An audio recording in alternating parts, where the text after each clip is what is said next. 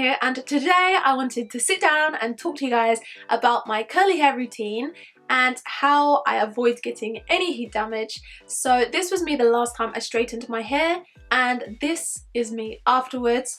I'll let you guys be the judge. You can take a look at my recent photos on Instagram to see how my curls are holding up, and I'm pretty sure that they're doing okay. I'm pretty sure I've got little to no damage. Don't get me wrong, I've had heat damage in the past. I want you guys to leave a comment down below and tell me if you have ever suffered from heat damage. Leave it in the comment section. So obviously the main way to avoid it is to avoid heat, but if you have to go ahead and straighten like me, I feel the urge sometimes, then these are some tips that I've picked up along the way that have really helped me and that I think are going to help you as well. So definitely make sure that you watch this video through to the end, because I don't want you guys to have any misunderstandings or anything like that.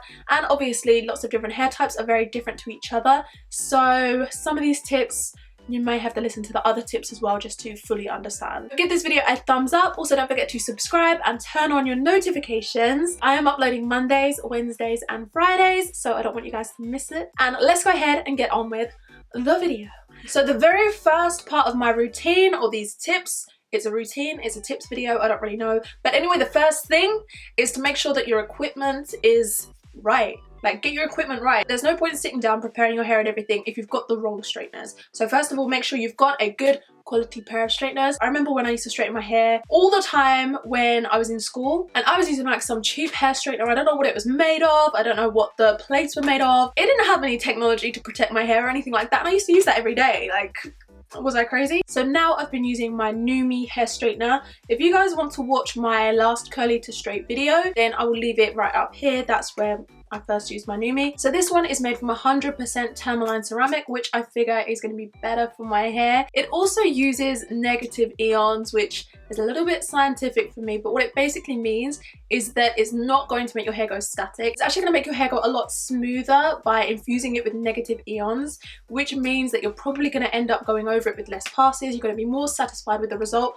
more quickly, which means that you're just going to use less heat overall. So that's why I use these ones. These also go up to a really high heat. I don't use them on the highest heat, so you want a good pair of straighteners where you can adjust the heat for your hair type. The second piece of equipment that I really recommend is a chasing comb. So I actually have this chasing comb. It's from NuMe, and what this does, it just makes it really easy to pull the hair out straight in front of the straightener. So you would put the hair, like, just comb the hair through this, and then you can hold the straightener right there, and it just ensures that you're going to get a much quicker, more satisfying result with one pass of the straightener than if you used, say, like, if I just use this. It's not really going to pull the hair very straight. It's just going to take more effort to do it with this. You're probably going to use more heat in the long run. This chasing comb is anti-static, which means it's not going to cause frizz in my hair. It's not going to trick me into thinking that my hair needs more passes, and it's also heat resistant as well, which means I can hold it real close to the straightener, because like I tried doing that with like this one, and I'm like so worried that it's going to melt the comb that I end up holding it back here, and it's just not as effective. So that's why I like a heat resistant one. And this one actually is also from NuMe. They're both from NuMe.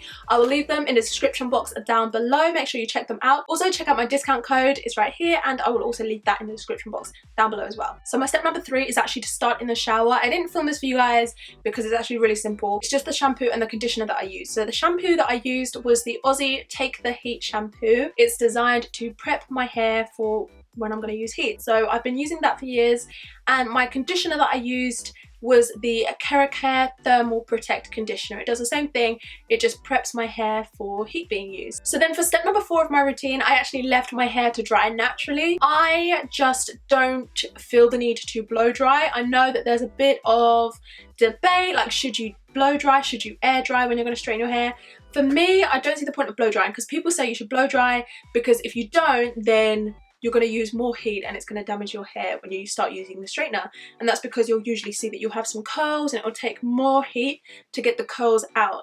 Whereas for me, like, my thinking of it is that you're using heat when you're blow dry, so it's just one or the other. And also, if I don't use any products in my hair, then my hair doesn't look all that different to a blowout anyway. These curls, they're not going to be difficult to shift. Like, I'm not worried that I'm going to use too much heat on them. As soon as I brush them out, the curls are going to disappear anyway. So I'm really not too fussed about blow drying. I'd rather just let it air dry, just to save myself that added heat at the blow dry. My step number 5 is that I always use a heat defense. So what I do with this, I just spray it through my hair like this. This is kind of really a blow drying spray, but I'm going to use it on my hair anyway, even if I don't blow dry. And then you really want to let this dry. You don't want to just jump in right away and start using the straightener, because then you will have a lot of steam just where this evaporates. So then I'm going to let that dry, and if my hair feels wet at all, then I'm not going to put a straightener on it. I have to let it dry. And I also have a couple of serums that I like to use, so then I will go ahead and run the serum through my hair. I usually do the serum in sections, so I'll just do it right now.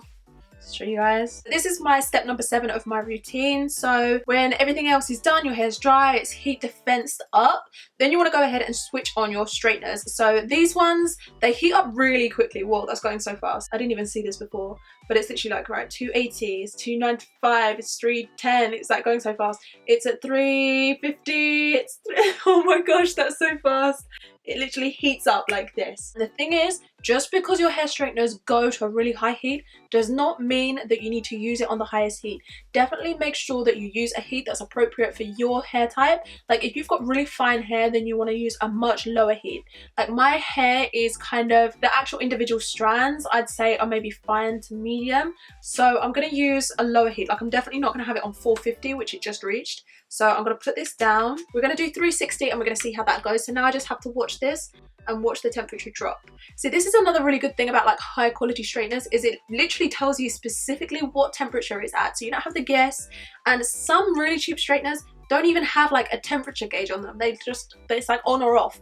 So with this, like it literally tells you, it's like confirmed it's at 360. So we're ready to go. And I go ahead and I section my hair off so that I can work in smaller sections. And I always work from the bottom up because that's just easier for me. I think that's easier for most people. It means that you can see the sections that you're working on. Just try to make sure that there's not any bits that are gonna like get caught on the top section, because it's the worst thing when you're trying to work your way through this and there's a bit of hair that's stuck in the ponytail, or you know, you just can't get your way through it. So just try and make sure that that's not happening anywhere. So then go ahead and just get this bit out of the way. You can use a clip or a hair tie. I'm gonna go ahead and use a hair tie just because I've got one right here. And then I always split my hair in half at the back as well, because I don't know, I just find it easier to work with pieces like that. I'm going with this serum.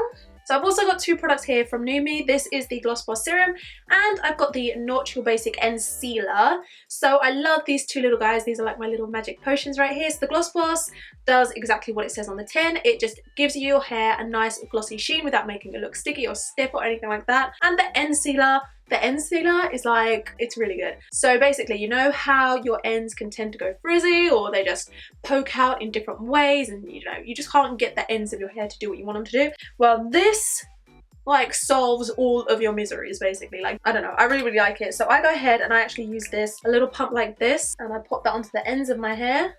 Another little tip is to make sure you've got your snack supplied, because you're gonna be here for a little while. And then you want to go ahead and detangle your hair. But when you have a section like this, then you want to go ahead and just get the rest of this out of the way. So then I use a small little clip like this, just so I can work on this tiny little section right here. And I'm going to take it even smaller, and I'm going to use a section like this big. And there's no tangles in it, so I can go ahead and take the chaser comb.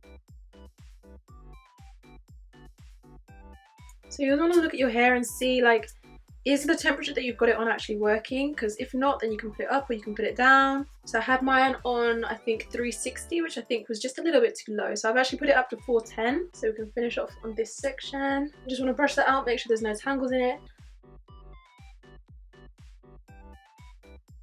And again, next section. And make sure the section is small enough, because if you're taking a section that's too big, then it's just not going to get straight, and you're going to get frustrated, and you're going to turn the heat up, and you're going to start going over it a whole bunch of times when it's just not necessary.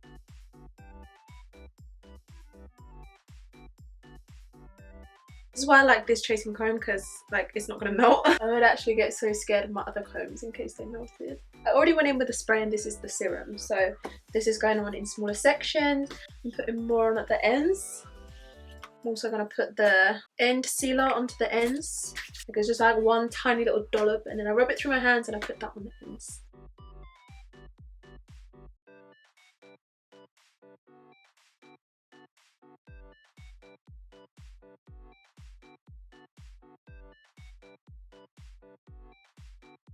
as we move to like the middle and to the top of my hair, that's when I want to start seeing a bit more gloss on my hair. That's the bits of hair that show up a bit more, so that's why I'm using the gloss up there.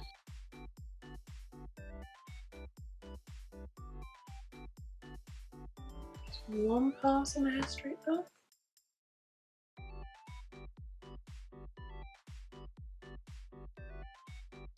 Also, I feel like I should mention, when you are separating your hair for this, always make sure that you're gentle with your hair. Like, I know that sounds like obvious, but I don't know, I see some people like properly tearing and yanking at their hair, so just make sure that you're always as gentle with your hair as you can be. Even when it comes to like the detangling part, always remember to detangle from the bottom up.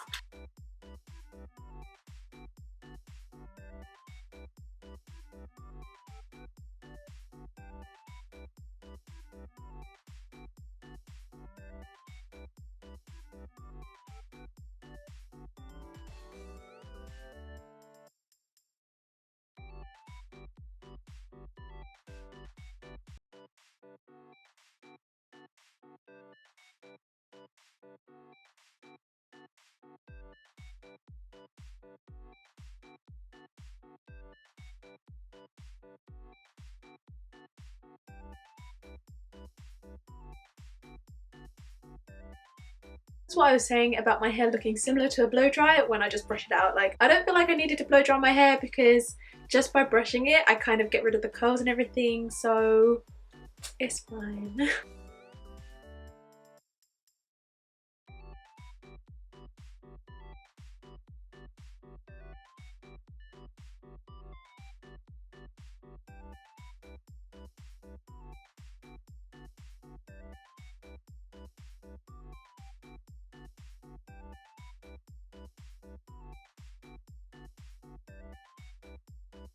So now that all of this side is done, I'm then going to start working on this side. So for this side, we're going to start at the bottom again.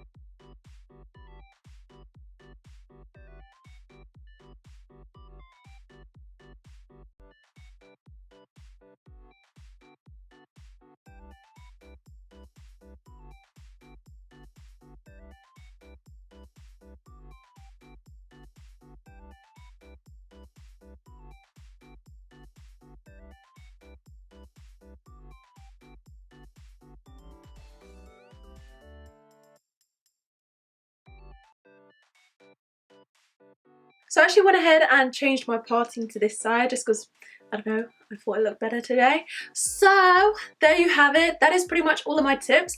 What it comes down to is basically trying to minimize the amount of heat application to your hair. And if you use this, like a high quality straightener like my Numi Megastar and a chasing comb, like what I use, then you really only need to go over each piece of hair once, which is obviously less than if you were constantly going over the same bit because maybe it's going frizzy or it's just not working or something like that, which can happen if you're using the wrong straighteners and not the correct tools. So this is what I use. I'll leave it in the description box down below if you guys want to check it out. And remember, I also do have discount codes as well, so if you decide that you do want to try these out, then you can save a little bit of money there. So I do just want to say again that the way that I do it works for me, but everybody's hair is different, and if you have got very fragile hair, very fine texture or something like that, then you really need to take just as many precautions as you can. Everybody's hair can withstand a different amount of heat application and manipulation, that kind of thing. So when I do this, I don't feel like I get any damage, but everybody's different. This is all that I can show you if you've got hair similar to mine or you think your hair is similar to mine. My final tip is going to be shown in my next video because it's going to take a long time, and actually I think this video is too long already. So my final tip is actually to wrap your hair at night, and I will show you guys how to do that in another video, and I'll leave it right here. When the video is published, I'll leave it right here so you guys can check it out. Basically, wrapping your hair at night means that your hair is going to stay straight and it's going to stay in like a wearable condition to the point where you don't need to reapply heat the next morning, or if you want to restyle it, you don't need to reapply heat. It's literally just going to stay straight, like as if it's just been straightened. And I actually prefer my hair like after I've wrapped it. With this, to be fair, it's pretty good, but still I like to wrap it because the next day after wrapping it, your hair is just so smooth and it's not frizzy in the slightest and it doesn't want to revert back. It's just perfect the day after you wrapped it. I'll show you guys how to do that in another video and I'll leave that right there, but for right now I'm really happy with how this looks. I think I have been helped a lot by the Gloss Boss.